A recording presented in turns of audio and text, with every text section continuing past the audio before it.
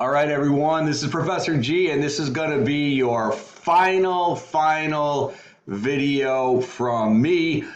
I also have the final cross-course discussion post-competition results for you.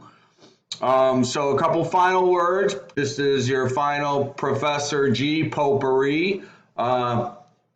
I'm going to muse a little bit about the importance of capitalism since we are in business courses. And I'm going to then give you a final, hopefully, boost of encouragement for those of you that need it and a final release.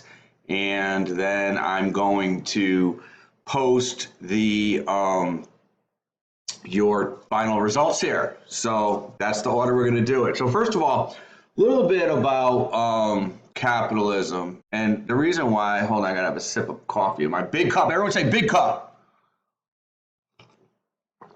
As a capitalist, I've been incredibly verklempt, concerned about the misrepresentation that capitalism has really been getting over the past, I would say, probably 2 years. I mean, it's kind of been out there as far as the misrepresentation of capitalism and the misrepresentation of socialism, probably over the last, well, longer than 10 years, but it's really been pervasive over the past 2 years. And, you know, I got to say, it's to the point where it's disconcerting enough for me that I address this not only in my seated business courses, especially my Business 110 Intro to Business and my Business 139 Entrepreneurship, but also on my online business courses above and beyond the 110 and the 139. There's a BUS, business prefix in front of the course. I'm going to address it because I want people to be educated properly, and then you can make your own decisions once you have all the information. But I do want to say this about that. Capitalism is the best system that we have. Is it perfect? Absolutely not.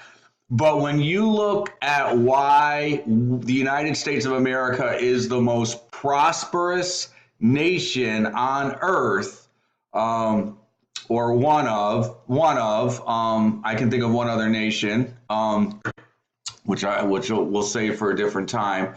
But it's definitely, if it's not the most prosperous, it's pretty close to number one with another country that I have in mind.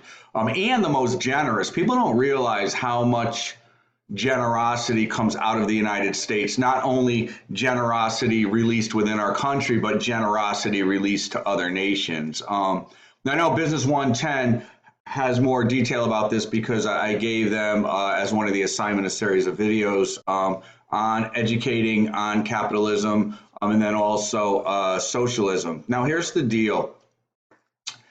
I'm an evidence-based guy, right? So it's, you know, show me the evidence. You know, I'm not gonna, somebody says something to me, it's like, show me the evidence. There's plenty of evidence-based out there for why capitalism is the best system on earth, and quite frankly, why socialism doesn't work. And I know a lot of people point to Venezuela, but Venezuela has been devastated by socialism. To date, nobody can point to, at least to my satisfaction, of a country that has been taken over and crippled by socialism that has done well. It just isn't out there. And again, I'm driven by the evidence. So I make my determinations based on the evidence, based on the in part, the facts and the figures, but evidence in its totality. So I say this to say, socialism doesn't work. Let me just put it out there as directly as I can, and that's based on the evidence. Again, is capitalism perfect? No, absolutely not. But capitalism is the best system on earth. You know, and I'm going to clear up another misconception. You know, people say, oh, greedy capitalist, greedy capitalist. There's no such thing as a greedy capitalist. You are either greedy or you're a capitalist, or you're something else. Greedy capitalist is an oxymoron. An oxymoron is a contradiction in terms like jumbo shrimp, dry ice. Capitalists, and I'm a capitalist, capitalists are by far the most generous people around. The whole premise of capitalism working is that the capitalism depends on more and more people being successful, because capitalism, which is free market, is based on consumption and the circulation of dollars within the economic system. To put it in simplistic terms, and yes, there are other factors involved, but for the sake of this conversation, because I want to keep it short, because I want to wrap you guys up on the other things, and I know I'm sure you want to know about your your scores, which you should. And actually, as I stated in the beginning of all my courses in these 3 online for the summer, I create a living classroom. And as I stated in the beginning, a living classroom is I bring in the subject matter in a living and dynamic way into the classroom, because experiential learning and competency-based learning, as I discussed in the beginning, is the most effective way for all of us to learn, because we can show what we know by doing, and that's really, really important, and by bringing in the experiences and creating that living classroom. So I'm tying this into your final cross-course competition grades. That being said, at its most simplistic level, capitalism relies on more people having more money in their pocket to be able to spend that money, and that money to be consumed within the economy, right? And again, I can't go into a lot of it now. You want to learn about it, take my Business 110 course, and you'll learn about more of that through my lectures, and also when we talk about economic systems that are discussed in your Business 110 textbooks, I cover it more extensively in my lectures in seated Business 110 courses. However, it's there. But I say this to say, capitalism relies on more people being successful and having more money in their pocket. So when people say, capitalists are greedy, they don't want anybody to succeed, that's a bunch of nonsense. Again, show me the evidence. And logically speaking, if capitalism depends on more and more people being successful and more people having more money in their pocket in order to continue to stabilize and be viable and grow, that's nonsensical. It doesn't make sense. Show me the evidence. And again, from a logical standpoint, it doesn't make sense. That's like shooting my own self in the leg. It doesn't make sense. True capitalism creates a framework to help position more people to be more successful. And when we look at Adam Smith's invisible hand theory, and those of you in economics and Business 110 are familiar with this term, the premise is the more people who do well naturally want those around them to do well, and the market has an invisible hand, so to speak, to provide self-regulations. And again, don't look at the few corrupt corporations or corrupt people as the totality of capitalism, because like any discipline, like any profession, like any group of people, you're always going to have individuals that misrepresent the whole. So I'm telling you, as a capitalist, greedy capitalist is an oxymoron. It's a contradiction in terms. Capitalists are among the most generous people around. We love to give. Each month, I love to sit down and write out my checks and just give and give and give and give and give. And again, if you look at the data, again, be evidence-driven, people. Don't be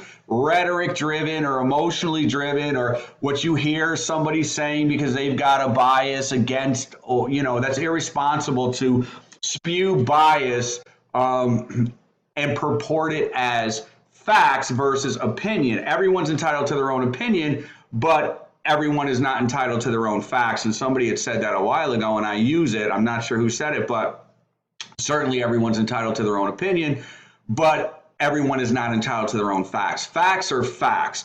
So it's irresponsible when somebody purports their opinion as facts because they have an agenda to promote. Promote the facts. Say, this is my opinion, but these are the facts. And I can tell you, look at the facts, look at the evidence. And again, you guys in Business 110 know this based on what you read in the links and the assignments I provided, that the evidence shows that the majority of wealth comes from capitalism. That being said, I want to be mindful of time here. We're going on 10 minutes. I could be long in a two, so to speak. That being said, I want to tell you a little story, and this is going to be a quick story. It's a true story. A number of years ago, a professor in Texas did an experiment where, when you in Business 110, most intro to business courses, you're going through the different economic systems. You start with the most closed system, which is communism, and then you move to socialism, and then you move to mixed economic systems, and you move to capitalism. And he had this one class one time where he said, when you ask people what is the best economic system, after you go through the pros and the cons of each, again, fact-based, evidence-based, most students say, wow, it's capitalism. Well, this particular class had socialism. And this was even going back, I think, a good 10 years ago. So it was, again, still pervasive, but even as pervasive as it was 10 years ago, it's in my opinion, alarmingly pervasive in the misrepresentation of socialism being better than capitalism, which isn't true. And again, I'm facts and evidence driven. If the evidence and the facts led me to socialism be better, then I'd be having a whole conversation about that. Because I don't like people to be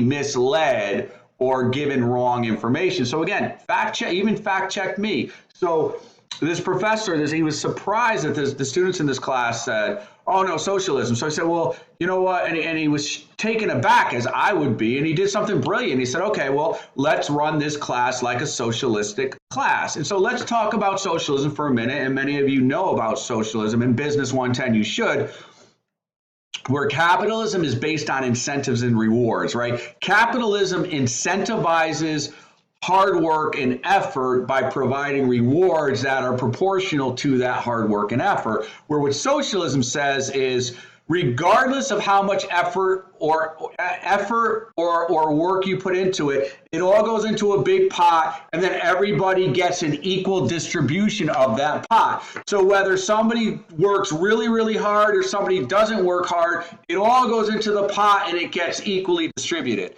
So this professor said, okay, we're going to run the class like socialism if you guys are that convinced of it. But you have to throw some skin in the game. So the skin in the game is your grades. And everyone's like, yeah, because socialism is awesome, right? Well, what happened is, first exam, what does socialism say? Where capitalism says everybody gets the grade that they earn, whether that grade is good or average or below average or bad. Socialism says we put all the grades into the big box of socialism, we shake it up, and then everybody gets an equal allotment, right? That's what socialism says. So all the grades, he averaged all the grades, and everybody got the same grade. Well, the average of the grades going back is everybody got a B, because you weighted, all the A's to all the F's, and the average ended up being a B. What do you think happened for the next exam?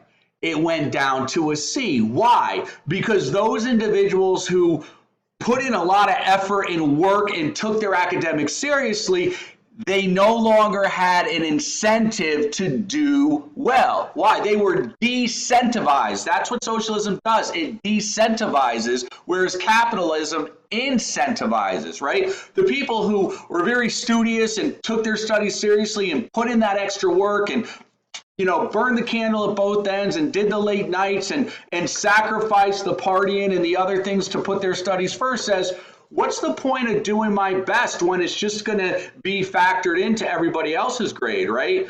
So the next clip around, the A went down to a collective B. Why? Because the A students were decentivized. They weren't going to work as hard. And what? The F students were like, dude, that's totally cool. I still don't have to do anything, dude, and I can still get a good grade, right? Because what does it do? It rewards those who don't pull their weight, and it punishes those who do pull their weight. By the end of the course, the collective grade was an F, and he said it's the first time in in his recollection that he failed an entire class, and that's what socialism does. Socialism tears down where capitalism builds up. And so again, don't be Gargano. Yeah, no, look, evidence-based, fact-based. I'm giving you facts and evidence. Do your own research on it. The other thing is where capitalism builds up wealth to share, socialism tears down. Capitalism gives, socialism takes, and socialism doesn't work.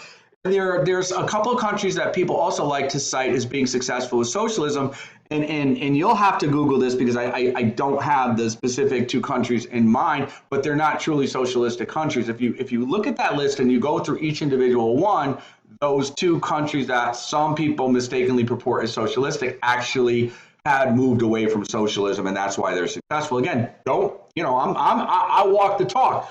Do your own research. My point is, everyone, I want you guys to do your research and make intelligent decisions based on the evidence and the facts and what works and what doesn't. So what does this have to do with your competition?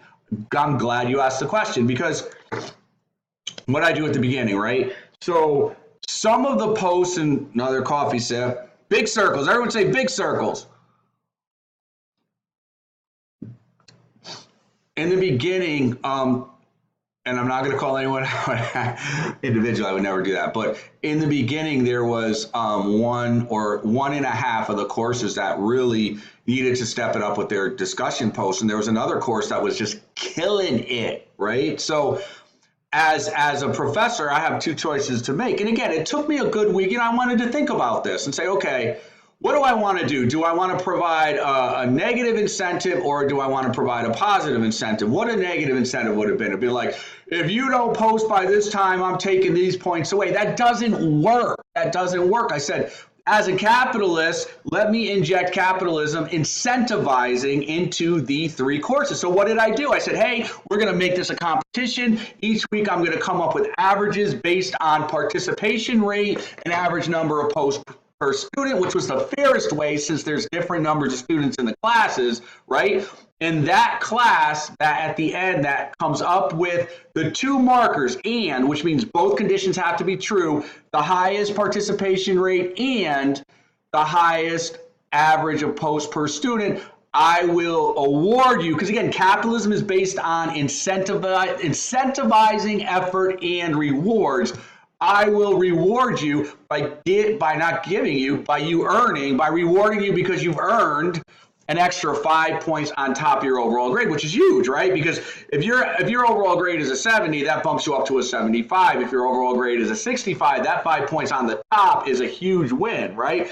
I also put a big asterisk and said, provided that each student in the winning class has contributed to at least 85% of the posts. Why? Because otherwise it becomes an activity in socialism where everybody in that one class gets the same reward regardless of effort, and I'm not going to do that, right? So the deal I made on the table was more from a capitalistic approach, building up through incentivizing and getting individuals to arrive at a desired goal through incentives and rewards versus constriction and punishment and tearing down, because it always works better. And you guys really stepped it up. You lit it up. And I'm proud of those of you who really stepped it up and continued.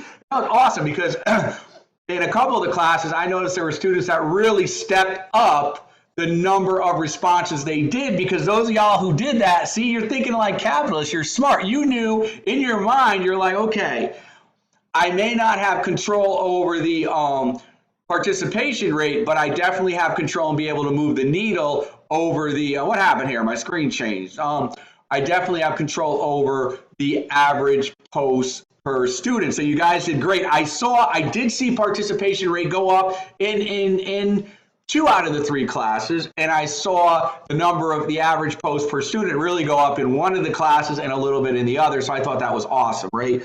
So I say this to say, I thought about, we're going on 19 minutes. I'm going to wrap this up in a few more minutes. Y'all know me by now. But anyway, I thought about, though, okay, so I have the winning results, but then I thought about, okay, So the students in the class that wins, again, provided you've contributed to at least 85% of the post assignments, and that's just basic math. You take the total number of posts that were assigned, multiply it by 85%, okay?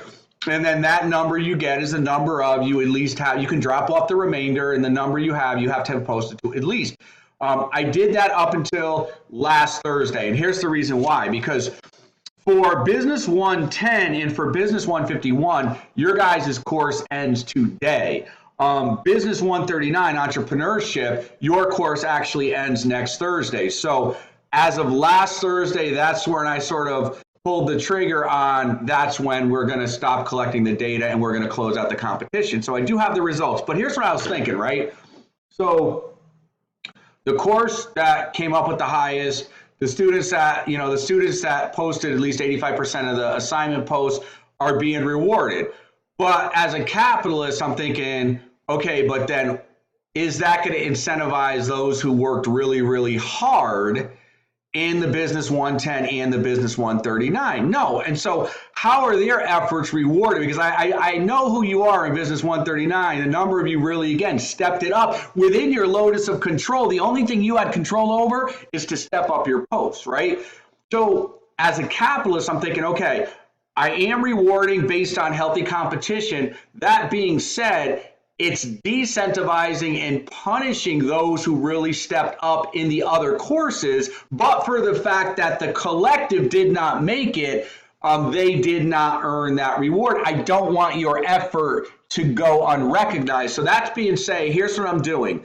Those two courses that did not meet the winning criteria, those 2 points, the participation rate and the average post per student, guess what I'm going to do? Because as a capitalist, capitalism is, again, based on incentive and reward.